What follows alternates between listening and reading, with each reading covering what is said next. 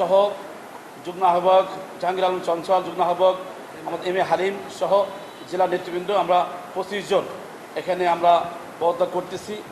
আমাদের কেন্দ্রীয় জাতীয় পার্টির বিভিন্ন রাজনৈতিক শৃঙ্খলা ভঙ্গের কারণে এবং অসাংগঠনিক কর্মকাণ্ডই আমরা কেউ খুশি না হওয়ার কারণে আমরা সকলেই মনে করছি যে এই সংগঠন করার দ্বারাই এই দেশ ও জনগণের কোনো কল্যাণে কাজে আসবে না।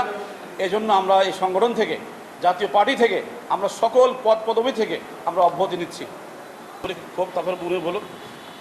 বিষয়টা হচ্ছে যে আমরা আহ্বায়ক এবং সদস্য সচিব এই জেলা কমিটি প্রায় 6 বছর ধরে আমরা যশোর জেলা কমিটি সুসংগঠিত করে আসছি।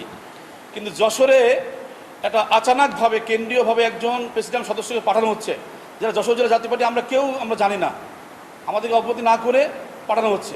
জেলা মিটিং হচ্ছে কেন্দ্রীয় সিদ্ধান্ত মোতাবেক, অথচ আমরা কেউ জানি না। তো এটা আমাদের কাছে অত্যন্ত খারাপ লেগেছে।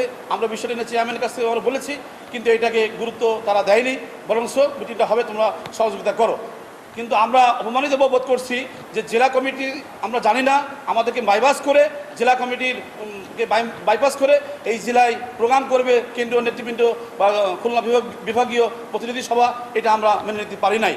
এটা আমরা মনে করছি যে এই সংগঠন এটা অথর্ব সংগঠন, এর সংগঠন দিয়ে এই দেশের জন্য, এই জাতির জন্য কোনো কল্যাণ আসতে পারে না, আমরা সেটা মনে করছি। এই জন্য আমরা ঐক্যবদ্ধ হয়ে আমরা আজকে পদত্যাগ করলাম।